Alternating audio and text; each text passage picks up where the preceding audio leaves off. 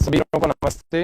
स्वामी news के विशेष कार्यक्रम योग व स्वास्थ्य में आज हमारा राष्ट्रीय योग दिवस के अवसर पर प्रारंभ किया हुआ तीसरा और अंतिम दिन है।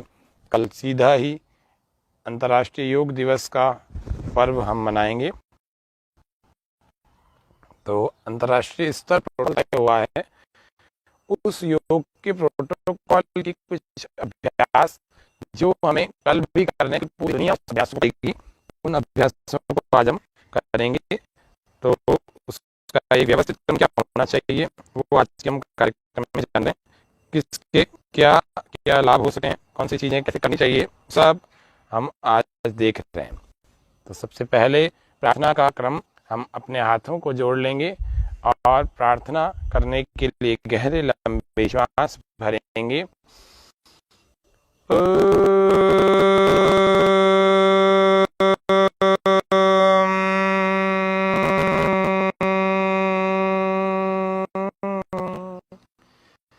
संगच्छध्वं संवदध्वं संभो मनांसि जानताम् देवाभारं यथा पूर्वे संजानना उपासते। प्रेम से मिलकर चलो, भूलो सभी ज्ञानी बनो, पूर्वजों की भांति तुम कर्तव्य के मानी बनो। प्रेम से मिलकर चलो, भूलो सभी ज्ञानी बनो, पूर्वजों की भांति तुम कर्तव्य के मानी बनो। ओम स्वस्ति स्वस्ति। आंखें खोलेंगे। ये प्रार्थना के बाद द्वितीय चरण है चालन क्रियाओं। सबसे पहले ग्रीवा चालन का अभ्यास हम कर रहे हैं। ग्रीवा चालन, अपने घुटनों पर हाथ रख करके हम गर्दन को चार घुमाएंगे। पहले दाएं ले जाए, श्वास भरते हुए और श्वास छोड़ते हुए धीरे धीरे वापस सामने ले आए। फिर श्वास भरते हुए बाईं ओर ले जाए, फिर श्वास छोड़ते हुए धीरे धीरे वापस ले आए। इस प्रकार से एक बार और करेंगे। हम प्रत्येक अभ्यास को दो दो बार करेंगे। तो ये हमारा ग्रीवा चालन चल रहा है, नेक मूवमेंट जिसको कहते हैं। दूसरा अभ्यास जिसमें गर्दन दाएं और बाएं ऐसे लगेगी, कान हमारा कंधे से स्पर्श होगा। धीरे धीरे करेंगे एक अभ्यास को। आज के अभ्यास को दे करके कोई नया व्यक्ति भी योग को प्रारंभ कर सकता है, इसके अनुसार कर सकता है। इसको कहते हैं ग्रीवा चालन। अब हम गर्दन के आगे और पीछे के अभ्यास को करेंगे। जिनको चक्कर आने की समस्या, वर्टिगो की प्रॉब्लम होती है, उनको ये आगे पीछे वाला अभ्यास नहीं करना चाहिए। बाकी सभी लोग सहजता से इस अभ्यास को कर सकते हैं। तो ये ग्रीवा चालन। अब दाएं और बाएं गोल गोल घुमाते हुए चलाएंगे 3 बार। दाईं ओर से श्वास भरते पीछे ले जाएं गर्दन को, श्वास छोड़ते हुए वापस ले आए आगे की तरफ। ऐसे 3 बार चला लें और 3 बार ही एंटी क्लॉकवाइज भी चला लें श्वास के साथ। और श्वास भरते हुए पीछे की तरफ, श्वास छोड़ते हुए आगे की तरफ। ये एंटी क्लॉकवाइज भी चला रहे हैं।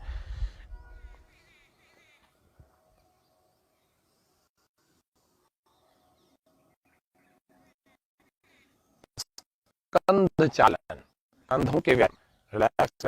कंधों के व्यायाम के लिए हम बैठे हुए कंधों को, दोनों हाथों को इस प्रकार से ऊपर उठाएंगे और कंधों को गोल घुमाएंगे।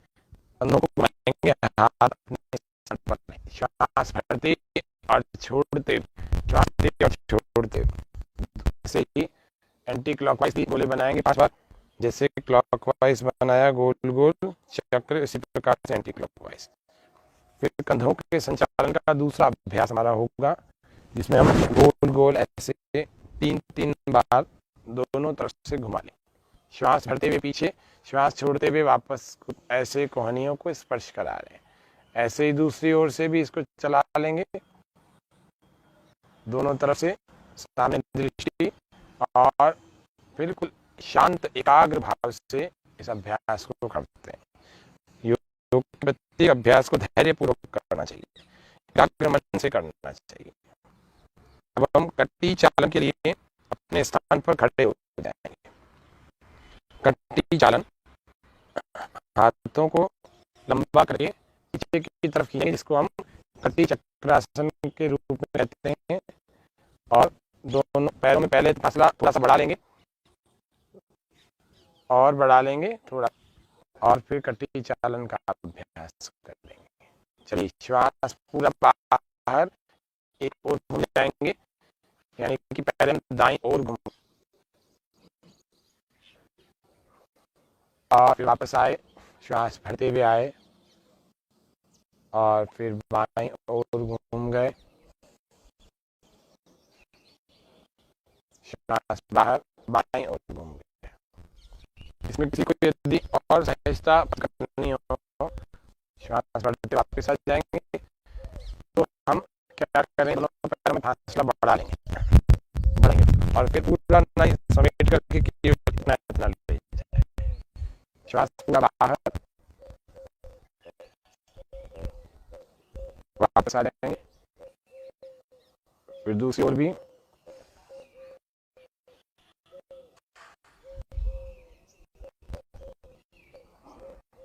श्वास भरते हुए वापस आ जाएंगे।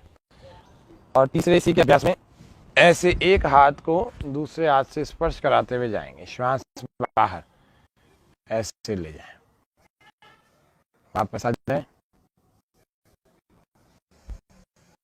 कैसे स्पर्श होता है, दूसरा वाला अपने आप पहले को ऐसे छू जाता है। ये कट्टी चालन, वापस आ जाएंगे।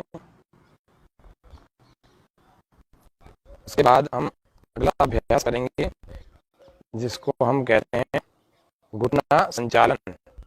घुटना संचालन मतलब कुर्सी आसन। कुर्सी आसन में आ जाएंगे, सांस पूरा भरें, और घुटनों के बल थोड़ा सा ऐसे झुकें, श्वास अंदर रोक कर रखें, और श्वास छोड़ते हुए धीरे धीरे वापस आ जाए। फिर थोड़ा पैरों में फासला बढ़ा लेंगे, फिर एक बार फिर इस क्रिया को करें, श्वास भरें और धीरे धीरे घुटनों के बल झुकें, थोड़ी देर रुकें, घुटनों में खिंचाव तनाव का अनुभव करें, और फिर वापस आ जाएं श्वास छोड़ते हुए।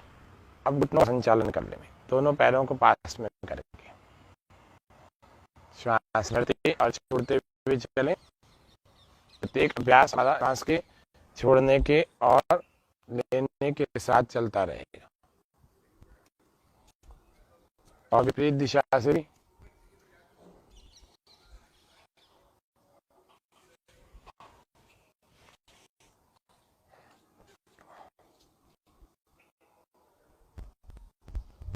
ये हमारा घुटनों का संचालन, यानी कि हमारा ग्रीवा चालन, स्कंद संचालन, कटी संचालन, कटी चालन और घुटना चालन, जानु चालन जिसको कहते हैं, चार अभ्यास हमारे हो गए। अब हम चाहेंगे योगासनों की दृष्टि से जो खड़े खड़े अभ्यास किए जाते हैं, जिसमें पहला है ताड़ आसन। तो ताड़ आसन की स्थिति बनाएंगे।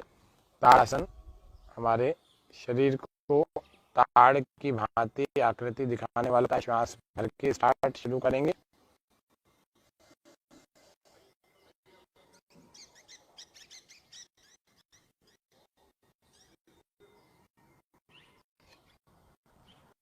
ताड़ आसन शरीर की स्थिति, मांसपेशियों को खिंचाव देता है और तनाव को दूर करता है।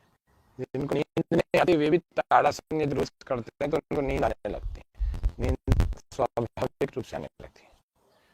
वापस आ जाएंगे, फिर से एक बार कर लें।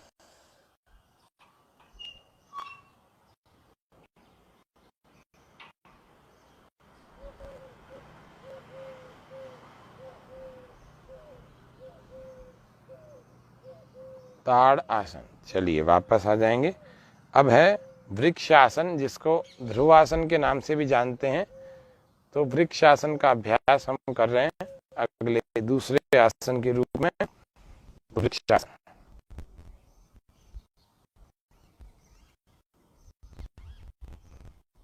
एक पैर का संतुलन वृक्षासन में, इस ध्रुवासन में होता है, एक पैर का संतुलन। तो आप एक पैर पर पूरे शरीर के भार को हम संतुलित करते हैं और वहीं रुकते हैं।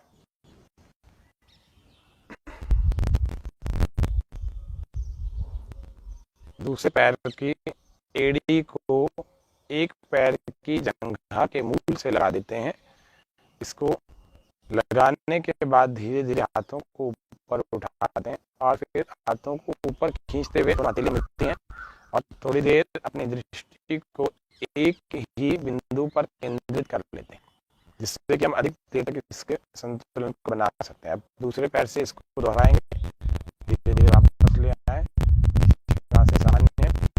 अब दूसरे पैर से हम इसका अभ्यास करेंगे। एक एड़ी को उन्होंने लगाया जंघा के मूल से, घुटने को सीधा रखा है और श्वास भरते हुए धीरे धीरे हाथों को ऊपर ले, थोड़ी देर वहीं रोक कर रखा, थोड़ी देर रोकें। इससे शरीर पर नियंत्रण बढ़ता है, मन की एकाग्रता बढ़ती है, चंचलता कम होती है। उसके अलावा हमारा शरीर संतुलित अथवा अर्थात जो है शरीर पर कंट्रोल भी बढ़ जाता है। संतुलन तो बढ़ता है, कंट्रोल भी बढ़ता है। धीरे धीरे वापस आ जाए। हमारे मन पर, हमारे शरीर पर, सब पर कंट्रोल होना चाहिए। योग हमारे मन और शरीर दोनों पर कंट्रोल कर देता है। अब हम चलते हैं जिसको तीसरा आसन कहते हैं, पाद हस्तासन। तो अपन साइड से देख लेंगे इसको। दाईं ओर हम घूम गए और दोनों पैरों को पास में कर लिया। श्वास पूरा बाहर छोड़ करके और धीरे धीरे कमर के भाग को पीछे से बाहर की ओर और दोनों हाथों को जमीन पर दोनों पैरों के पार्श्व भाग में, साइड्स में लगा देंगे और प्रयास करेंगे कि पूरा श्वास बाहर छोड़ करके हम झुकें और हथेलियां पूरी तरह से जमीन पर लग जाएं। ऐसा प्रयास हम कर रहे हैं और हथेलियां जब पूरी तरह से जमीन पर लग जाएंगी तो हमारा माथा, जिसको हम फॉरहेड कहते हैं, वो हमारा फॉरहेड घुटनों से लगने लगेगा। ये पाद हस्तासन की स्थिति होती है। प्रारंभ में सबका तो लगेगा नहीं। जो कमर दर्द वाले हैं वे लोग इसका अभ्यास ना करें, क्योंकि आगे झुकने से कमर दर्द बढ़ जाता है। सावधानियां भी आपके पता होनी चाहिए। पाद हस्तासन से हमारी जंघाओं की मांसपेशियों का व्यायाम होता है, अच्छे ढंग से खींचती है तो उनके भीतर का तनाव निकल जाता है। करेंगे एक बार फिर से पाद हस्तासन। श्वास पूरा बाहर छोड़ देंगे और आगे की तरफ झुकेंगे। तो इस प्रकार से पूरी स्थिति हमारी बन जाएगी और जब पूरी स्थिति बन जाएगी तो इस स्थिति को पाद हस्तासन कहते हैं।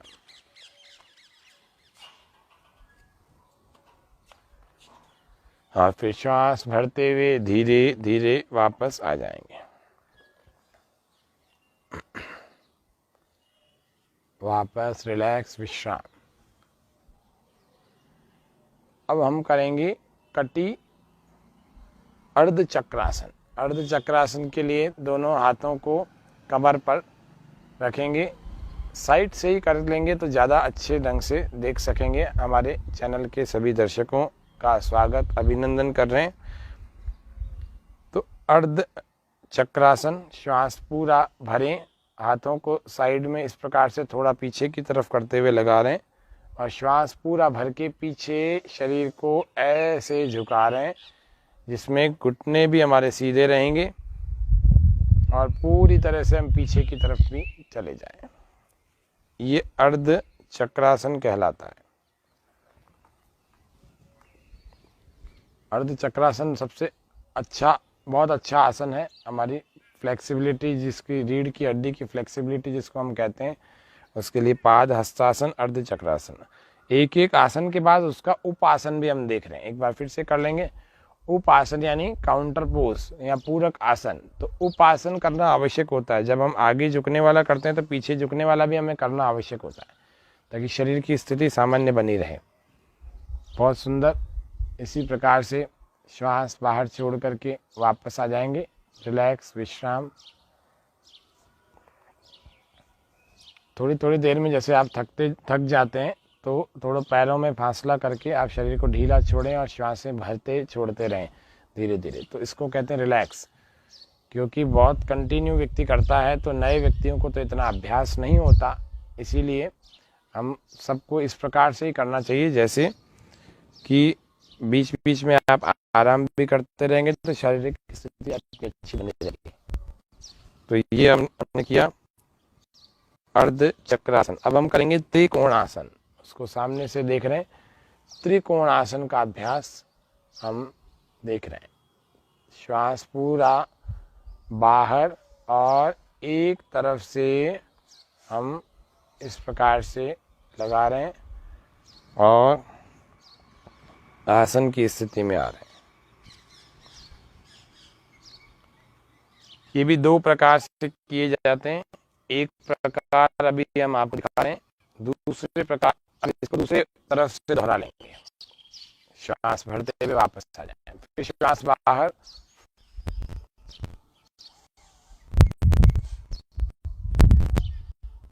अंतर्राष्ट्रीय योग दिवस 2021, 7वें अंतर्राष्ट्रीय योग दिवस का योगाभ्यास का प्रोटोकॉल हम कर रहे हैं।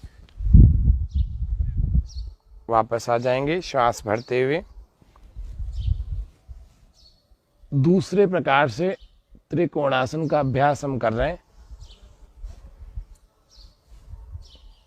अब इसमें हाथ ऊपर रखा जाता है और ऊपर वाले हाथ को देखा जाता है। दायां हाथ दाईं ओर जमीन से पांव से लगाते हैं, बायां हाथ बाईं ओर। वापस आ जाते हैं, रिलैक्स हो जाते हैं श्वास भर के। फिर दूसरी ओर से दोहराएंगे इसको, दूसरी तरफ से।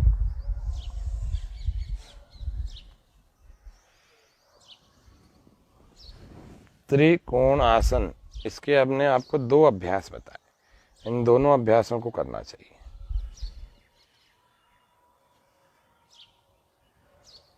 वापस आ जाएं, रिलैक्स हो जाएंगे। ये खड़े खड़े वाले हमारे अभ्यास, ताड़ासन, ध्रुवासन, पाद हस्तासन, अर्ध चक्रासन और त्रिकोणासन, ये 5 अभ्यास हमने खड़े खड़े किए। अब हम बैठ जाएंगे। बैठ करके करने वाले अभ्यासों को हम करेंगे। सबसे पहले जिसको हम कहते हैं भद्रासन। भद्रासन में दोनों ही पैरों के तलवों को हम मिला करके बैठ जाते हैं। दोनों पैरों के तलवे जो है मिल जाते हैं, मिला करके बैठते हैं।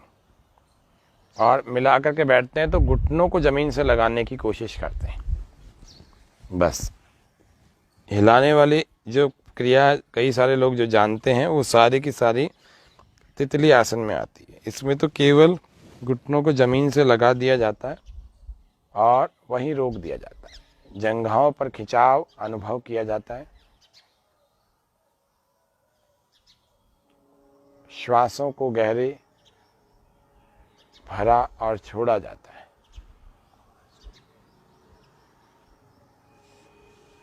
श्वासें गहरी लंबी लेते और छोड़ते रहते हैं, लेते और छोड़ते रहते हैं।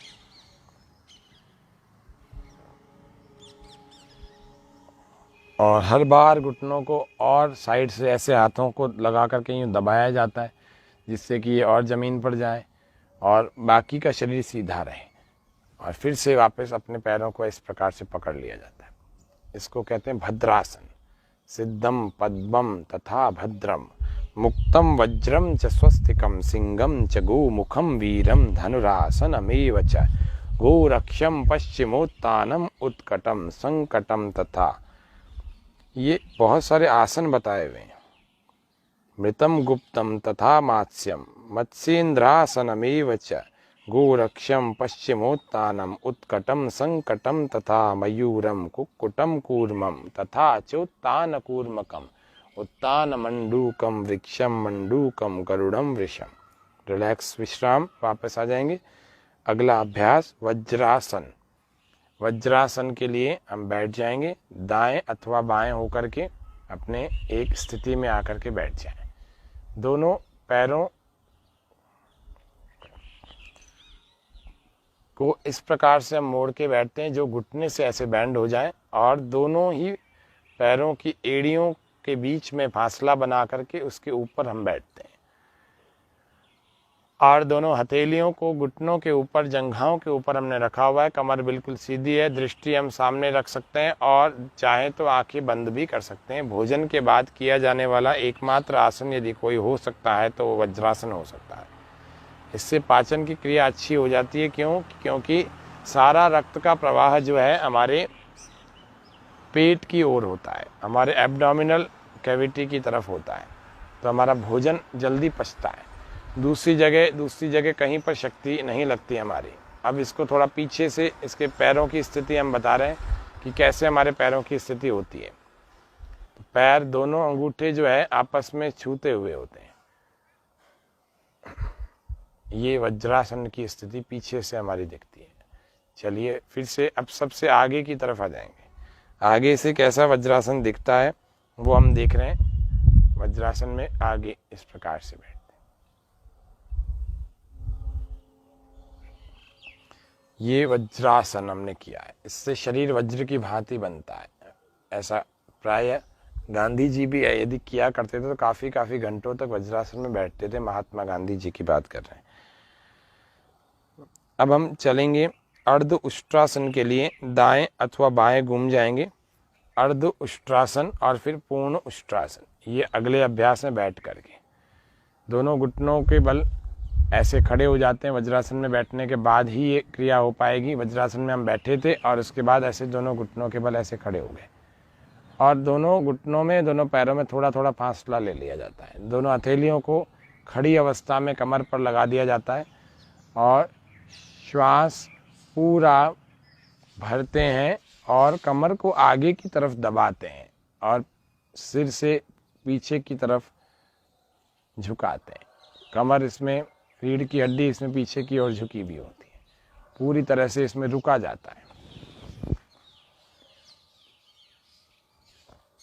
और श्वास छोड़ करके वापस आ जाते हैं। रिलैक्स। अब पूर्ण उष्ट्रासन का अभ्यास हम कर रहे हैं। श्वास पूरा भर के दाएं हाथ को दाईं एड़ी पर, बाएं हाथ को बाईं एड़ी पर ऐसे रोक देते हैं। बहुत सुंदर। इसी प्रकार से रुके थोड़ी देर रुका जाता है। ये पूर्ण उष्ट्रासन का अभ्यास है। अभी हमने अर्ध उष्ट्रासन का अभ्यास किया था। वापस आ जाएंगे। श्वास बाहर छोड़ करके अपनी वापस स्थिति को सामान्य कर लेंगे। रिलैक्स, विश्राम, अपने आसन की स्थिति में फिर आ जाएं। अब इसका काउंटर पोज, जो हम अगला अभ्यास जिसको हम कहते हैं शशक आसन, उस अभ्यास को हम कर रहे हैं।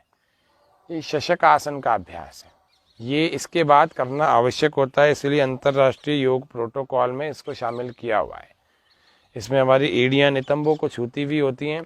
हमारा ललाट, फॉरहेड जो है ज़मीन को छूता हुआ होता है और हथेलियाँ और कोहनियाँ ज़मीन को छूती हैं। इसमें कोहनियाँ सीधी भी रख सकते हैं, तो कोहनियाँ सीधी कर लेंगे एक बार, बिल्कुल सीधी ऊपर उठा करके, केवल हथेलियाँ छू रही हैं। ये इस प्रकार से भी अभ्यास कुछ अलग अलग संस्थान के द्वारा किया जाता है। अब श्वास भरते हुए धीरे धीरे हाथों को ऊपर लाएंगे और श्वास छोड़ते हुए हाथों को साइड से नीचे। ये शशक आसन यानी खरगोश के आकृति की तरह से दिखने वाला। एक बार फिर से इसको कर देंगे। दोनों घुटनों में फासला रखें और ज़मीन पर दोनों हाथों को ऐसे घुटनों के अंदर से लगा करके और धीरे धीरे आगे की तरफ ले जाएं। ये शशक आसन दूसरा प्रकार है। अंतर्राष्ट्रीय योग प्रोटोकॉल में इसको शामिल किया गया था प्रथम और द्वितीय अंतर्राष्ट्रीय योग दिवस पर 15 और 16 में। तो ये दूसरे प्रकार का शशक आसन। इसमें भी माथा ज़मीन से लग जाता है और श्वासें पहले बाहर छोड़ करके आगे झुकते हैं और फिर श्वासें सामान्य हो जाती है और कोहनियाँ इसमें खिंची हुई ऊपर की ओर उठी हुई रहती है। ये हमने, जिसको हम कहते हैं शशक आसन, ये रिलैक्सेशन है हाई ब्लड प्रेशर वालों के लिए और भी तमाम जो उत्तेजक रोग हैं बहुत ज़्यादा, उन सब के लिए बहुत अच्छा अभ्यास है। बाल जड़ने की समस्या से दूर होती है, याददाश्त अच्छी हो जाती है। श्वास भरते हुए वापस आ जाते हैं धीरे धीरे, उसी प्रकार से ऊपर से उठाते हुए और श्वास छोड़ते हुए साइड से हाथों को नीचे कर लेंगे। ये शशक आसन का अभ्यास, ये रिलैक्सेशन पोजीशन वाला भी था। अब हम करेंगे उत्तान मंडूकासन। उत्तान मंडूकासन के लिए भी वज्रासन में इसी प्रकार से बैठ जाते हैं। पहले हम सामने से देख लेते हैं, फिर इसको पीछे से देख लेंगे। तो पहले वज्रासन में बैठ करके दोनों घुटनों को थोड़ा फासला दे करके इसको खोल लिया घुटनों को, और फिर अपनी स्थिति बनाई। एक हाथ की दूसरे कंधे के पीछे, दूसरे हाथ की पहले कंधे के पीछे, सामने की तरफ दृष्टि, और शरीर खिंचा तना हुआ सामने की ओर देखता हुआ रहेगा। ये हमारा उत्तान मंडूकासन का अभ्यास है। उत्तान मंडूकम वृक्षम, ये उत्तान मंडूकासन है। अब इसको छोड़ देंगे और इसको पीछे से भी हम देख रहे हैं। इसमें श्वासों की वैसे तो गति ऐसी होनी चाहिए कि श्वास हम भर करके अंदर रोक के रखें, लेकिन फिर भी आप इसमें श्वासें सामान्य कर सकते हैं, क्योंकि प्रायः व्यक्ति की स्थिति बन जाए उसके बाद ही अब उसको श्वासों का अभ्यास करना चाहिए। तो उत्तान मंडूकासन दूसरी तरफ से भी देख रहे हैं, देखिए पीछे से देख रहे हैं, ऐसे हथेली लगती है कंधे के ठीक पीछे, और सामने गर्दन सामने की तरफ देखती हुई, इसको उत्तान मंडूकासन कहते हैं। विश्राम, वापस आ जाएंगे, रिलैक्स। अब हम करेंगे कुछ अभ्यास जो कि बैठने वाला एक अंतिम अभ्यास था। कुछ अभ्यास बाद में करेंगे हम जो लेट करके करने वाले हैं। तो पहला हम वक्रासन, बैठने वाला अंतिम आसन कर रहे हैं। वक्रासन के लिए अपने स्थिति बना लेंगे, दोनों पैरों को सामने की तरफ, और दाएं पैर को मोड़ लेंगे, राइट लेग को नी से बेंड कर लेंगे, और उसके बाद बाएं हाथ को उठाएं और अंदर की तरफ से लेकर के इसकी कोहनी से, और दाएं हाथ को पीछे रखा हुआ है, ऐसे अंदर से लॉक करके घुटने को प्रेशर दे करके श्वास पूरा बाहर छोड़कर दूसरे वाले घुटने को छू जाएंगे। यानी कि बायां हाथ था तो बाएं ही घुटने को छुआ, लेकिन दाएं से होते हुए गया, तब जाकर के ये वक्रासन की स्थिति बनी। पूरे आसन के दौरान श्वास हमारा बाहर रुका रहेगा, बाह्य कुंभक यानी बाहर रुका रहे।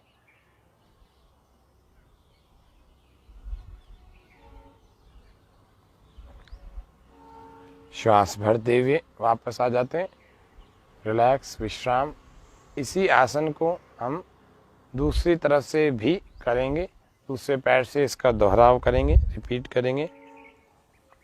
श्वास पूरा बाहर और पूरा पीछे घूम जाए। इसमें सदा ध्यान रखें कि दायां पैर यदि मोड़ा है तो बाएं हाथ को ही ऊपर उठा करके उसी का लॉक करें। ये आवश्यक रूप से ध्यान होना चाहिए, नहीं तो गलत भी कर लेते हैं लोग। पीछे वाला हाथ इतना ही दूर हो कि कोहनी हमसे छूती भी हो। वापस आ जाएंगे श्वास भरते हुए। ये बैठने वाले समस्त आसन, जिसमें भद्रासन, वज्रासन, अर्ध उष्ट्रासन, उष्ट्रासन, शशकासन या शशांकासन, वज्रासन, उत्तान मंडूकासन, वक्रासन, ये समस्त आसन हमारे पूर्ण हुए। रिलैक्सेशन, हम पीठ के बल आकर के रिलैक्स हो जाएंगे, पीठ के बल हम लेट जाएंगे। इसको कहते हैं उल्टे लेटना। पीठ के बल जब लेटते हैं उसको कहते हैं चित्त लेटना या फिर सीधे लेटना। इसमें मकरासन में हम आराम कर रहे हैं, एक हाथ दूसरे हथेली के ऊपर और दोनों पैरों में फासला 1 से 1.5 फीट का हमने रखा हुआ है। दोनों पंजे बाहर की ओर, एड़ियां अंदर की ओर, और थोड़ी हम चाहें तो इन हथेलियों के ऊपर रख सकते हैं, और चाहें तो इस प्रकार से जैसे इन्होंने करवट ले रखी है वैसे ले सकते हैं। हथेलियों के ही ऊपर हम अपना सिर रखते हैं सदा। अब दाईं और बाईं करवट में इसको कर सकते हैं। इसमें लंबी लंबी श्वासें भर के हम रिलैक्स हो जाते हैं। रिलैक्सेशन वाली पोजीशन हमारी होनी चाहिए। ये हमारा अभ्यास होता है जिसको हम कहते हैं मकरासन। मकरासन मगरमच्छ से मिलकर के नाम से जुड़ा हुआ है। तो मकरासन में हमने अपने इस अभ्यास को, एक अभ्यास को देखा। दूसरे अभ्यास की तरफ बढ़ते हैं, भुजंग आसन, जो कि सांप से जुड़ा हुआ नाम है। सांप को संस्कृत भाषा में भुजंग आसन कहते हैं। दोनों भुजंग कहते हैं। दोनों पैरों को पास में रख देते हैं और पैरों के पंजों को खींच लेते हैं और दोनों हथेलियों को अपने कंधों के ठीक नीचे जमीन से लगा देते हैं, जैसे जमीन को हम धक्का दे रहे हैं। श्वास पूरा भर के नाभि तक के शरीर को ऊपर उठा लेते हैं। नीचे का भाग भी हमारा खिंचा हुआ हो पैरों वाला, और ऊपर का भाग भी ऊपर खिंचा हुआ हो, और आकाश में हमारी दृष्टि हो और श्वास अंदर रुकी हुई हो। ये हमारा अभ्यास कहलाता है भुजंग आसन। कमर दर्द वालों को प्रत्येक दिन इसका अभ्यास आवश्यक रूप से करना चाहिए। श्वास बाहर छोड़ते हुए धीरे धीरे वापस आ जाएंगे। ये भुजंग आसन का अभ्यास है। फिर से एक बार कर रहे हैं भुजंग आसन को।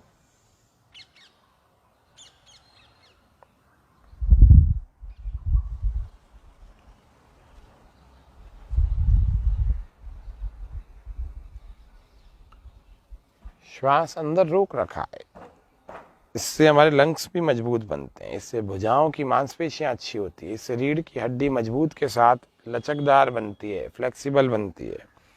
वापस आ जाएंगे श्वास छोड़ते हुए। और फिर से मकर आसन में थोड़ा सा आराम कर रहे हैं, हल्का सा, थोड़ी सी देर 5 से 10 सेकंड मकर आसन में आराम कर ले, जो अभी हमने किया था। और मकर आसन, भुजंगासन, इसके बाद हम चलते हैं शलभासन की तरफ। दोनों हथेलियों को जंघाओं के नीचे रखा दें। शलभासन को हम कर रहे हैं। शलभासन करने के लिए हमें सबसे पहला दोनों ही पैरों को एक साथ ऊपर ले लेना है। श्वास पूरा भरें और श्वास भरने के बाद दोनों पैरों को ऐसे ऊपर उठाएं, धीरे धीरे धीरे धीरे ऊपर उठा करके वहीं रोक देंगे। और जब वहीं पैर रुक जाते हैं हमारे, तो इसको हम कहते हैं शलभासन। श्वास अंदर रुकती है और हमारे पैर ऊपर की तरफ उठे हुए रहते हैं, होल्ड रहते हैं। और श्वास छोड़ते हुए धीरे धीरे वापस आ जाएंगे, रिलैक्स हो जाएंगे। एक बार फिर से इसी अभ्यास को करते हैं।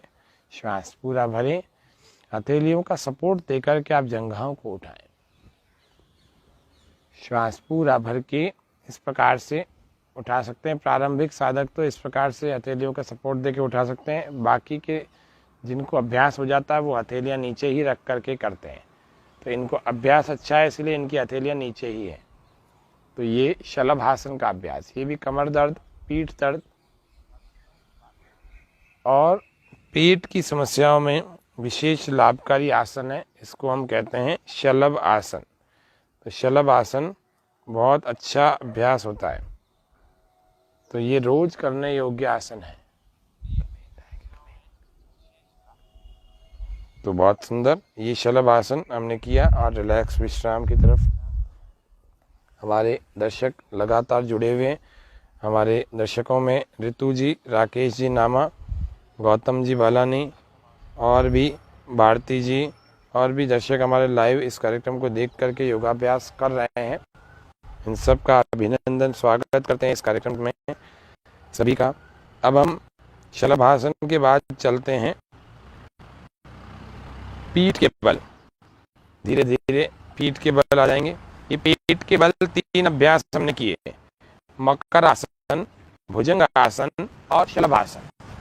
अब हम पीठ के बल जैसे लेटे तो पीठ के बल पे हम 5 अभ्यास करेंगे। फिर प्राणायाम और ध्यान में तो पहला अभ्यास जिसको हम कहते हैं सेतुबंध आसन। कंधरासन की तरह से सेतुबंध आसन का अभ्यास करेंगे। दोनों पैरों इस प्रकार से घुटनों से हमने फोल्ड कर लिया और दोनों पैरों के टखनों को हमने पकड़ा, श्वास पूरा भर लिया और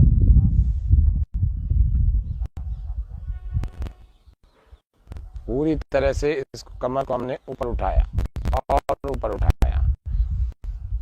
अधिकतम ऊपर उठाने का इसमें प्रयास किया जाता है। तो ये सेतुबंध आसन अथवा कंधरासन कहलाता है। वापस धीरे धीरे श्वास छोड़ते हुए अपनी स्थिति में आ जाए। एक बार फिर से इसी आसन को हम दोहराएंगे। श्वास पूरा भर के ऊपर उठाएंगे,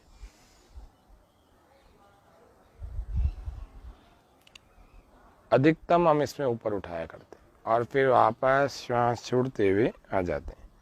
रिलैक्स विश्राम।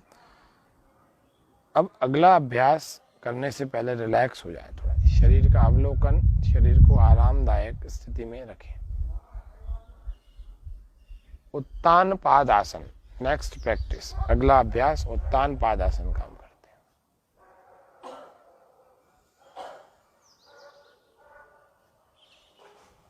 हैं। दोनों पैरों को हमने ऊपर एक साथ श्वास भरने के बाद उठाया, थोड़ा सा और हम नीचे इसको कर लेते हैं।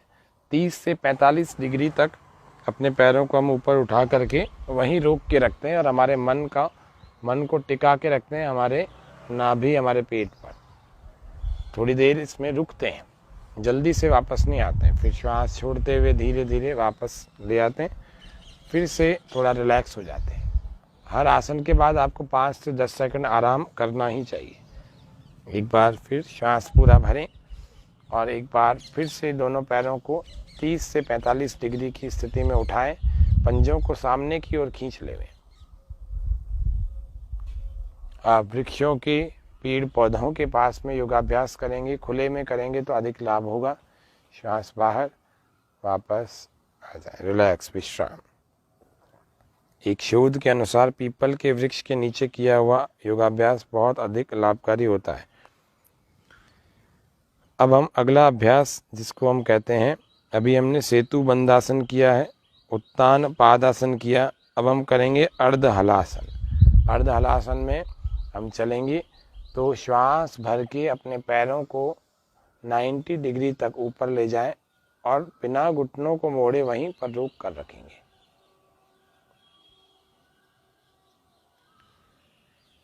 ये अर्ध हलासन का अभ्यास है। श्वासें इसमें स्थिर रखेंगे तो अच्छी बात है, जिनसे नहीं रुक पाए तो वे सामान्य रखें श्वासों को। श्वास बाहर छोड़ते हुए धीरे धीरे वापस आ जाएंगे। जिनको पेट पर चढ़ा हुआ एक्स्ट्रा फैट जो है वो घटाना है, वे लोग इसको जल्दी जल्दी कई बार किया करें। ये श्वास फिर से भर के एक बार फिर कर लिया जाएगा इसको। ये अर्ध हलासन, हल से आधी आकृति, हल की आधी आकृति, इसीलिए इसको अर्ध हलासन कहते हैं। पूर्ण हलासन आपको कई बार हमने बताया है, लेकिन आज अंतर्राष्ट्रीय योग दिवस के इस प्रोटोकॉल का अभ्यास क्रम को कम कर रहे हैं।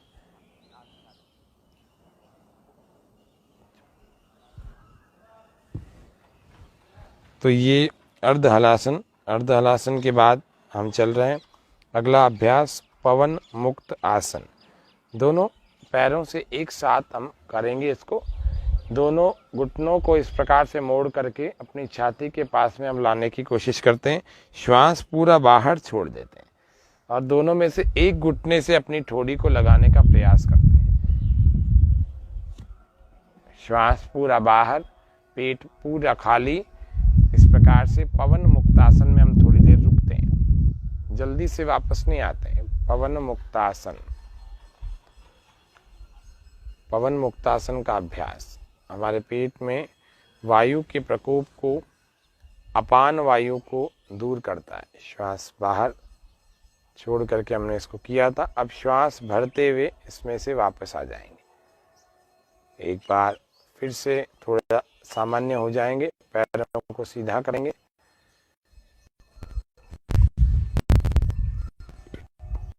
ये लगभग हमारा प्रयत्न पूर्वक किए जाने वाले आसनों में अंतिम अभ्यास था। एक बार फिर से इसी पवन मुक्तासन को दोहरा रहे हैं।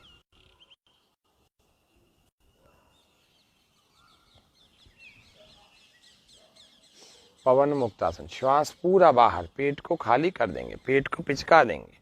और जब ये पेट पूरी तरह से खाली हो जाएगा तो हमारा पवन मुक्तासन की सिद्धि हो जाती है। श्वास पूरा बाहर। जिनको सर्वाइकल स्पॉन्डिलाइटिस, गर्दन आदि में दर्द होता है, उनको गर्दन नहीं उठानी चाहिए। उनको केवल और केवल घुटनों को ही छाती से लगाने का प्रयास करना चाहिए। श्वास भरते हुए रिलैक्स, विश्राम, आरामदायक स्थिति में आ जाए। ये आसनों को ऐसे स्थिरता से करना चाहिए, जल्दबाजी में नहीं करना चाहिए। कई सारे लोग बहुत जल्दबाजी में करते हैं, तो जल्दबाजी में किए हुए आसन आपको लाभ नहीं पहुंचाएंगे, उल्टा आपके शरीर में तनाव पैदा कर देंगे। तो आपको सदा हर अभ्यास आराम आराम से स्थिरता से करने हैं। युवराज जी, गौतम जी, भारती जी, ऋतु जी, राकेश जी, सभी दर्शकों का हार्दिक अभिनंदन, स्वागत करते हैं। शवासन में लेटने की स्थिति की विधि का वर्णन कर रहे हैं। दोनों पैरों में 1 से 1.5 फीट का फासला और दोनों हाथों को कमर के थोड़ी सी दूरी पर, और शरीर पूरी तरह से शिथिल ढीला छोड़ देंगे। आंखें कोमलता से बंद और शरीर के अंग प्रत्यंग पूरे शरीर को धीरे धीरे ढीला शिथिल करते चले जाएं। कहीं से कोई खिंचाव तनाव नहीं, कंप्लीट रिलैक्स। इतने आसनों के बाद हमें सदा शरीर को आराम देना चाहिए। यदि इतना आराम नहीं दिए तो फिर क्या होगा, शरीर तनावग्रस्त हो जाएगा और थक जाएगा। अभी जितनी भी थकान आसनों की थी वह सारी अभी शव आसन में दूर हो जाएगी, और उसके अलावा शरीर में फिर से नई ऊर्जा का संचार होगा। शवासन हमारे शरीर में प्राणों का संचार, ऊर्जा का संचार पुनः कर देता है। तो और दूसरा, रक्त का जो प्रवाह है फिर से सामान्य कर देता है। और बहुत अच्छी बात है, जो व्यक्ति आसनों के अभ्यास के बाद सदा ही शव आसन का अभ्यास किया करे। अब हम अपने आसन में उठ करके बैठ जाएंगे और अगले अभ्यास, अगले क्रम को हम बढ़ेंगे। अगले क्रम में पहला हमने देखा प्रार्थना को, दूसरा चालन क्रियाएं, तीसरा योगासन जिसमें खड़े होकर बैठकर पेट के बल और पीठ के बल योगासन हमने किए। अगला अभ्यास हम प्राणायाम के लिए अपने किसी भी एक सहजतापूर्वक, स्थिरतापूर्वक, सुखपूर्वक किसी भी एक आसन को लगा देते हैं। अब इसमें अंतरराष्ट्रीय प्रोटोकॉल के प्रत्येक वर्ष के जो प्रोटोकॉल है उसमें थोड़ा थोड़ा सा परिवर्तन हल्का फुल्का होता रहता है।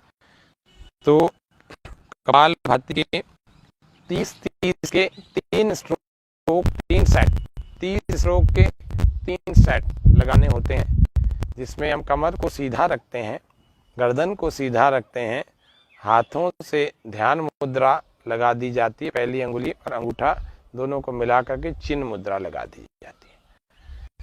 और फिर श्वास को नासिका के दोनों छिद्रों से, जिस प्रकार के वमन का वेग मुख से बाहर होता है, इस प्रकार से अपने दोनों नासिका के छिद्रों से श्वास को वेग पूर्वक बाहर फेंकते हैं। 1 2 3 4 5 6 7 8 9 10 11 12 13 14 15 16 17 18 19 20 21 22 23 24 25 26 27 28 29 30। विश्राम। पेट को हमने 30 बार बाहर श्वास फेंका और स्वाभाविक रूप से पेट अंदर की तरफ जाता है। ये कपालभाति का अभ्यास हुआ। शास्त्रकारों ने कहा कफ दोषों का निवारण होता है। हर बार फेफड़ों में से वेग पूर्वक जब पूरा श्वास बाहर आता है तो हमारे फेफड़े जो विजातीय द्रव्यों से, विजातीय पदार्थों से इनसे भरे हुए थे, वे पूरी तरह से श्वास के बाहर तेज वेग पूर्वक छोड़ने से शुद्ध हो जाते हैं। तो हमारा कफ दोष का निवारण होता है। भस्त्रावल्लौहकारस्य रेच पूरौ ससंभ्रमौ कपालभातिर्विख्याता कफदोषम निवारयेत। ये अलग अलग ग्रंथों की परिभाषाएं हैं कपालभाति की। तो कफ दोषों का निवारण होता है। इसका अभ्यास 5 से 10 मिनट प्रत्येक दिन करना चाहिए। अंतर्राष्ट्रीय योग प्रोटोकॉल में किसी को हानि ना हो, बच्चे बूढ़े सभी लोग कर सकें, ऑपरेशन वाले भी कर सकें, इसीलिए इसका 90 बार का ही अभ्यास बताया गया है। यानी कि 30 बार हमने अभी किया, फिर 30 बार दूसरी बार, फिर 30 बार तीसरी बार, यानी कि 90 बार का मतलब हो गया 1.5 मिनट। वैसे इसका अभ्यास 5 से 10 मिनट प्रत्येक व्यक्ति को करना चाहिए, लेकिन जिनको जलोदर का रोग ना हो, जो स्त्रियां गर्भवती ना हो, जो मासिक धर्म में ना हो, ऐसे ही लोग इस कपालभाति का अभ्यास कर सकते हैं, उनको उन्हीं को करना चाहिए। जिनका ब्लड प्रेशर बढ़ा हुआ रहता है, बीपी, उन लोगों को इसका अभ्यास तेज नहीं करना चाहिए। जो लोग किसी ऑपरेशन आदि को करवा करके हार्ट का, पेट का आदि ऑपरेशन करवा के आए हैं, उन लोगों को इसका अभ्यास तेज नहीं करना चाहिए। पहली बात तो उनको करना नहीं चाहिए साल भर तक तो, फिर भी यदि शुरू करते हैं तो धीरे धीरे से हल्का हल्का शुरू करें। ये मध्यम गति का अभ्यास हमने बताया। अब हम अगला अभ्यास कर रहे हैं प्राणायाम की दृष्टि से अनुलोम विलोम।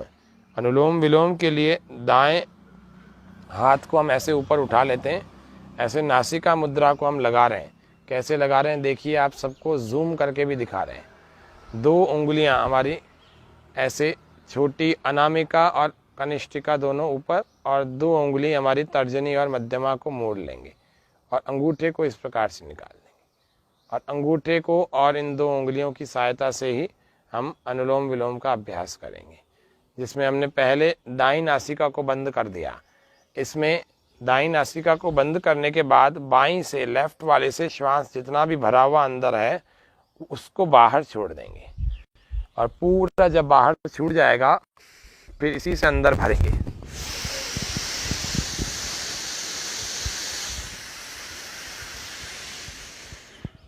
और जब ये पूरा भर जाए तो दोनों उंगलियों को लेफ्ट वाले से बंद करके, दोनों उंगलियों से लेफ्ट वाली नासिका को बंद करके राइट से बाहर छोड़ देंगे।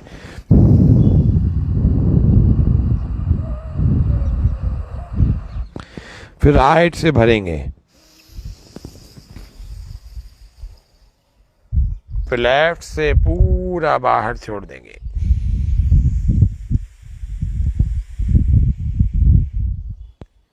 इस क्रम को लगातार चलाते रहेंगे। अनुलोम विलोम का ये नियमित अभ्यास हमारे शरीर की समस्त नाड़ियों का शोधन कर देता है। समस्त नाड़ियां हमारी शुद्ध हो करके और हमारा शरीर शुद्ध होकर के स्वस्थ होने लगता है।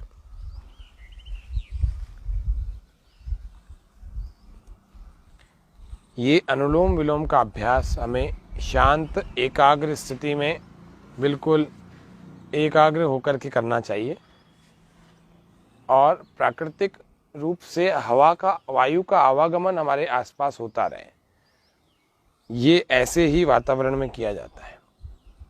प्रयास करना चाहिए कि हम पेड़ पौधों अथवा वृक्ष के नीचे, पेड़ पौधों के पास में और खुले वातावरण में करें, जहाँ पर ताज़ा हवा अबाध रूप से बहती हो। वायु का संचालन बिल्कुल फ्रेश एयर के रूप में, वायु का संचालन इतना अच्छा होता हो जहाँ पर ये हमारे भीतर जाकर के हमारे रोगों को दूर कर सके। हर बार लंबा गहरा श्वास भरा जाता है और धीरे धीरे भरा जाता है। इसमें कोई शीघ्रता नहीं की जाती और प्रेशर भी नहीं लगाया जाता। बिल्कुल स्लोली स्लोली जब आप करेंगे ना, तो पूरा श्वास इतना गहरा भरने में आएगा कि आपके लंग्स की कैपेसिटी का पूरा प्रयोग कर सकते हैं आप। ये अनुलोम विलोम का अभ्यास हमने बाईं नासिका से शुरू किया था, और बाईं ही नासिका पर इसको विराम देंगे, यानी कि दाएं से भरें और बाईं नासिका से इसको बाहर छोड़ करके विश्राम विराम। अगला अभ्यास शीतली का अभ्यास होता है। शीतली, चूँकि अभी गर्मी चल रही है, ज्येष्ठ और आषाढ़ के मास में सबसे ज़्यादा गर्मी लगती है, तो शीतली का अभ्यास हमें करना चाहिए। श्वास को जीभ से, मुंह से भरते हैं, जीभ को गोल गोल घुमा करके ऐसे नली की तरह से बना देते हैं, और जब नली की तरह से बन जाती है तो आवाज़ करते हुए श्वास भरते हैं।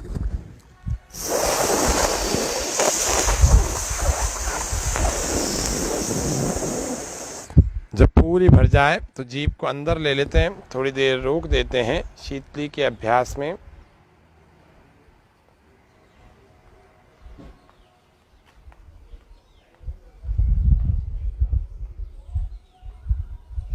और फिर धीरे धीरे राइट को बंद करके लेफ्ट वाले नासिका से श्वास को बाहर छोड़ देते हैं। शीतली का अभ्यास हमारे शरीर में ठंडक पैदा करता है। एक बार फिर से इसको कर लेंगे। श्वास पूरा भरें, मुख से, जीभ से आवाज़ करते हुए भीतर आपके ठंडक उत्पन्न हो जाएगी। शीतली का अभ्यास कर रहे हैं। आज का हम अभ्यास क्रम भी स्लोली चला रहे हैं, इसीलिए कि नए लोग भी हमारे साथ इस अभ्यास को कर सकें। पुराने लोगों को थोड़ा सा जल्दी का भी अभ्यास हो चुका है और हम थोड़ा गतिपूर्वक करवाते हैं, लेकिन प्रत्येक प्राणायाम को बैठ करके ऐसे ही स्थिरता से धीरे धीरे ही करना चाहिए, जिससे कि हम ठीक ढंग से शरीर में तनाव मुक्त स्थिति पैदा कर सकें। और फिर राइट को बंद करके लेफ्ट से बाहर निकाल करके इस श्वास को, इस शीतली को हमने विराम दे दिया। अब हम भ्रामरी का अभ्यास करेंगे। आज के इस कार्यक्रम का लगभग अंतिम प्राणायाम है भ्रामरी।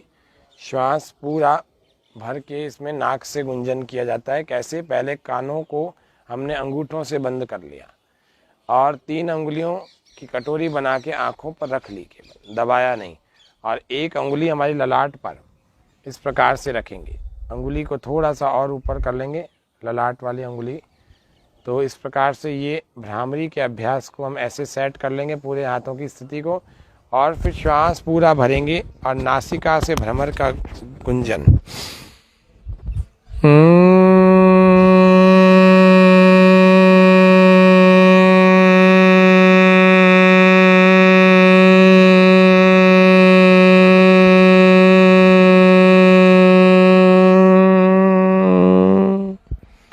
फिर से श्वास भर के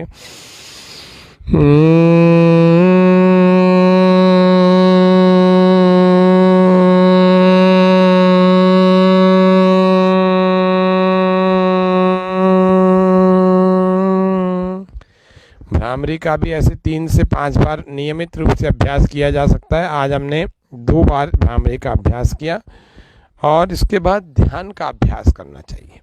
ध्यान का, प्रणव का, भीतर ही भीतर परमात्मा के मुख्य और निज नाम ओम का स्मरण करना चाहिए और ईश्वर के गुण, कर्म और स्वभाव का चिंतन करना चाहिए, विचार पूर्वक चिंतन करना चाहिए, जिससे कि आंखें बंद रहें, जिससे कि हमारे ध्यान का अभ्यास हमें रोज का हो जाए। ध्यान जो है हमारे जीवन में बहुत आवश्यक है। हम किसी भी आयु वर्ग के हैं, किसी भी क्षेत्र के हैं, हमें ध्यान जरूर करना चाहिए। हम विद्यार्थी हैं तो, हम व्यापारी हैं तो, हम अधिकारी हैं तो, हम अधिवक्ता एडवोकेट हैं तो, हम सीए हैं तो, हम डॉक्टर हैं तो, हम इंजीनियर हैं तो, हम उच्च पदों पर आसीन अधिकारी कोई हैं तो, ध्यान हमारे को सदा तनाव मुक्त रखता है। किसी भी क्षेत्र का व्यक्ति, किसी भी आयु का व्यक्ति हो, उसको ध्यान अवश्य करना चाहिए। ध्यान कैसे किया जाता है, हमने पूरा 1 घंटे का कार्यक्रम इसी स्वामी न्यूज़ पर कार्यक्रम में बना रखा है। पिछले दिनों के आप जाएंगे, एक मानसिक स्वास्थ्य ध्यान के रूप में आपको एक कार्यक्रम का लिंक मिल जाएगा इसी फेसबुक पेज पर भी और यूट्यूब पर भी। उस पर आप ध्यान को सर्च करके उसका अभ्यास नियमित रूप से किया करें। अभी तो हम 2-3 मिनट ही कर रहे हैं ध्यान का अभ्यास। श्वास पूरा भरें और ओम का उच्चारण करेंगे हम।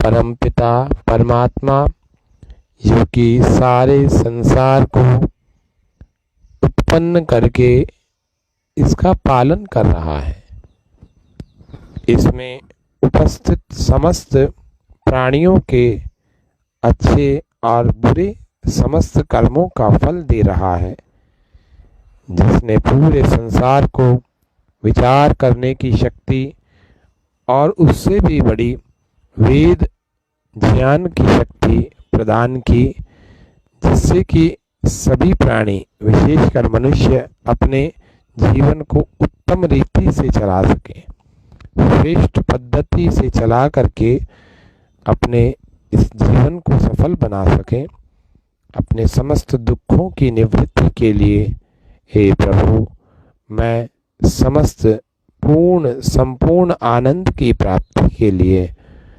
अपने पूर्ण सामर्थ्य से आपका ध्यान करने आपकी शरण में आया हूँ। मुझे इस कार्य में सफलता प्राप्त हो ऐसी कृपा कीजिए। ऐसे संकल्पों के साथ हमें ध्यान करना चाहिए। परमात्मा सर्वव्यापक है, सब ओर व्याप्त है। तद एजति तन एजति तद्दूरे तद्वंतिके। हमारे अंदर भी है, हमारे बाहर भी है। परमात्मा की विराट सत्ता इतनी विराट है, इतना विराट परमात्मा है कि उस परमात्मा की सत्ता से कोई व्यक्ति दूर नहीं हो सकता, कभी नहीं हो सकता, उसकी व्यवस्था से बच नहीं सकता। अच्छा काम करेगा तो उसको पुरस्कार मिलेगा और बुरा काम करेगा तो उसको दंड मिलेगा। कभी क्षमा नाम का कोई भी प्रकार, कोई भी कार्य परमात्मा की व्यवस्था में नहीं है। इसलिए क्षमा मांगने की बजाय हमें अपने कर्मों को सुधार करना चाहिए। तो ध्यान करते हुए परमात्मा के सर्वव्यापक स्वरूप का अनुभव करें। ईश्वर हमारे अंदर भी है, हमारे बाहर भी है। आंखें खोलने का प्रयास बिल्कुल ना करें। कमर यदि हमारी झुक गई है तो उसको फिर से सीधा कर लेंगे। और चेहरे की भाव भंगिमाएं बिल्कुल सहज होनी चाहिए। प्रयत्न करें प्रसन्नता हमारे चेहरे पर बनी हुई रहे। हम परमात्मा के सर्वव्यापक स्वरूप का अनुभव कर रहे हैं।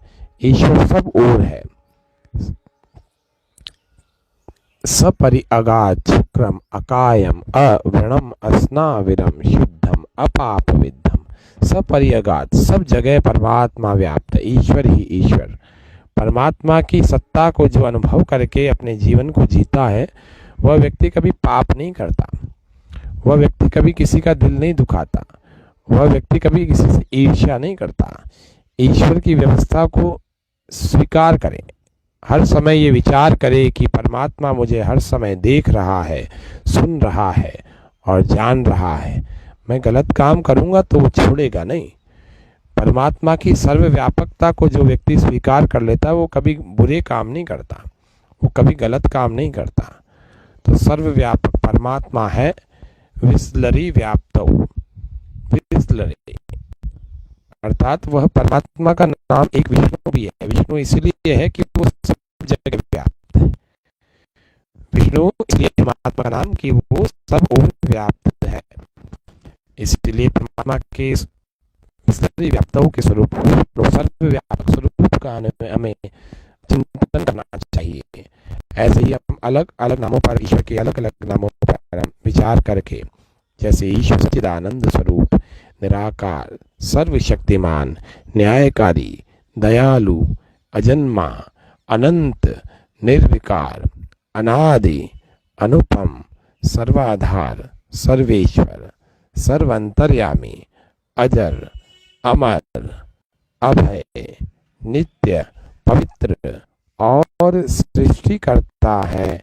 वही उपासनीय देव है, उपासनीय, उसी की उपासना करनी योग्य है। हे प्रभु, मैं प्रत्येक दिन आपका ध्यान करने आपकी शरण में आऊँगा और मुझे आप इसी प्रकार से तनाव मुक्त रखें, हर प्रकार से निरोगी बनाए रखें। इसी प्रार्थना के साथ में मैं आपको वंदन करता हूँ। आज इस कार्यक्रम को हम ध्यान के इस अभ्यास के साथ में पूरा कर रहे हैं। हम संकल्प लेने के लिए हाथों को जोड़ लेंगे। हमें संकल्प में कुछ भी बातें विचार करनी है। क्या करनी है मैं बोल रहा हूँ, आप सभी ध्यानपूर्वक सुने और इसको प्रत्येक दिन दोहराया करें। हमें अपने मन को हमेशा संतुलित रखना है। इसमें ही हमारा आत्मविकास समाया हुआ है। मैं खुद के प्रति, कुटुंब के प्रति, समाज के प्रति और विश्व के प्रति शांति, आनंद और स्वास्थ्य के प्रचार के लिए प्रतिबद्ध हूँ। शांति पाठ करने लिए यहाँ पर अंतर्राष्ट्रीय प्रोटोकॉल में क्या दिया है? मंगल कामना को दिया है, सर्व कल्याण की कामना को दिया है, मंत्र को दिया है।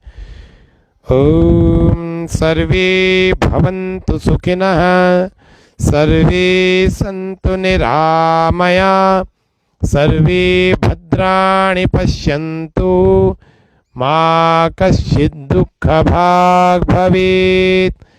ओम, फिर से एक बार बोल रहे हैं, सर्वे भवन्तु सुखिनः, सर्वे सन्तु निरामया, सर्वे भद्राणि पश्यन्तु, मा कश्चित् दुःखभाग् भवेत्। ओम। हे प्रभु, सभी सुखी हों, सभी निरोगी हों, सभी निरामय। सर्वे भवन्तु सुखिनः, सर्वे सन्तु निरामया, सर्वे भद्राणि पश्यन्तु, मा कश्चित् दुःखभाग् भवेत्। हे प्रभु, सभी सुखी हों, सभी निरोगी हों, सभी एक दूसरे को भाईचारे की भावना से देखने वाले निरामय हों, सबका मंगल हो और कोई भी दुखी ना हो। ऐसी प्रार्थनाओं के साथ में हमने आज के सत्र को पूरा किया है। और अपनी हथेलियों के घर्षण को हम करें, हाथों को ऊपर ले जाएं, मस्तिष्क के ऊपर, सिर के ऊपर की तरफ, और घर्षण करके गर्म कर लेंगे हथेलियों को। और दोनों हथेलियों को गर्म करने के बाद अपनी आँखों पर, अपने चेहरे पर, समूचे मुखमंडल पर हम लगाएंगे। और इससे हमारा योग का सत्र आज इस प्रार्थना के साथ में पूर्ण हुआ। ये प्रार्थना पूरी होने के बाद हमारा ये अंतर्राष्ट्रीय योग दिवस का प्रोटोकॉल लगभग पूर्ण हुआ। अब हम कुछ बातें जान रहे हैं, योग दिवस के दिन क्या हमें आवश्यकता होनी चाहिए, हमें कैसे इस पर्व को मनाना चाहिए। कल हम इस कार्यक्रम को 21 जून के दिन 7वें योग दिवस, अंतर्राष्ट्रीय योग दिवस के रूप में मनाएंगे। इसका प्रारंभ हुआ था 2015 में। भारत सरकार के द्वारा इस प्रस्ताव को यूएनओ में रखा गया था, यूनाइटेड नेशंस ऑर्गेनाइजेशन। इसके अंदर रखने के बाद इसमें 177 देशों ने अपनी स्वीकृति दी थी कि हाँ, हम अपने राष्ट्र को योग से स्वस्थ करना चाहते हैं। योग से क्योंकि 4 प्रकार के स्वास्थ्य मिलते हैं, एक शारीरिक स्वास्थ्य, एक मानसिक स्वास्थ्य, एक बौद्धिक स्वास्थ्य और एक आत्मिक स्वास्थ्य। शारीरिक स्वास्थ्य हमारा प्राणायाम से और आसनों से मिल जाता है। बौद्धिक स्वास्थ्य प्राणायामों से और मुद्राओं से मिल जाता है, ध्यान से मिल जाता है। और मानसिक स्वास्थ्य सभी आसनों की क्रियाओं और ध्यान के और प्राणायाम के नियमित अभ्यास से मिल जाता है। और आत्मिक स्वास्थ्य धारणा, ध्यान और समाधि का अभ्यास करके मिल जाता है। तो ये 4 प्रकार के स्वास्थ्य सभी लोग चाहते हैं। इसीलिए अब इस पर्व को मनाते हुए 7वां वर्ष है ये। 6 वर्षों से पूरे देश के लोग नहीं, पूरी दुनिया के लोग इस भारत के योग के पर्व को, इस स्वास्थ्य पर्व को अपने घरों में, अपने बाहर के उद्यानों में, सरकारी स्तर पर, स्कूल्स में, ऑफिसेस में, इन सब में इस पर्व को 1 घंटे का योग का अभ्यास क्रम करके मनाते हैं। तो हम सबको कल योग दिवस के दिन योग करना है। आप जो नए लोग हैं वे भी इस कार्यक्रम को, आज के कार्यक्रम को देख करके अपना अभ्यास करें और कल हमारे साथ लाइव कार्यक्रम में आप फिर से जुड़ेंगे। हम लाइव कार्यक्रम कल का जो चलाएंगे, आप सबकी सुविधा की दृष्टि से देर से चला रहे हैं, जल्दी नहीं चलाएंगे। आप सभी अपने घरों में रह करके इस कार्यक्रम का आनंद उठाएं और घर पर योगाभ्यास अवश्य करें। तो कल का जो कार्यक्रम हम चलाएंगे सुबह 7:30 बजे से 8 बजे के बीच में प्रारंभ करेंगे और 45 मिनट योग का सामान्य प्रोटोकॉल जो कि पूरे विश्व भर में किया जाएगा, उस प्रोटोकॉल को करेंगे। प्रातःकाल एक बार फिर लाइव होंगे हम और फिर प्रोटोकॉल के समय होंगे। इस प्रकार से आज के इस कार्यक्रम को हम यहीं पर विराम दे रहे हैं। आप सभी योग के साधकों का, स्वामी न्यूज़ के सभी दर्शकों का बहुत बहुत धन्यवाद, आभार। सभी जितने भी दर्शक योग साधक हमारे साथ में योगाभ्यास कर रहे थे, उन सब का भी बहुत बहुत आभार। श्वास पूरा भर के एक बार ठहाका लगाएंगे, 3 बार इस हास्यासन को करेंगे।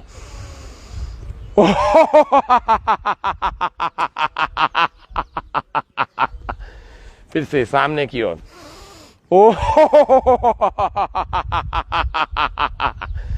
जब हंसी आने के लिए थोड़ी उत्तेजना, जोश चाहिए, तो उसके लिए आपको ऐसे ताली बजानी चाहिए, ऐसे धीरे धीरे।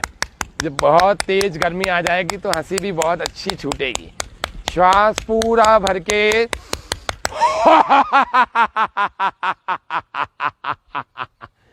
तो सब रोगों की एक दवाई, हंसना सीखो बहनों भाई। तो योग करें, करें योग, नहीं रहें निरोग। किसी भी प्रकार से हमें कमज़ोर नहीं रहना, केवल और केवल योग हमें भीतर से सशक्त और मजबूत बना सकता है। इसीलिए योग को जरूर करें। अष्टांग योग का प्रत्येक दिन हमें अनुष्ठान करना चाहिए।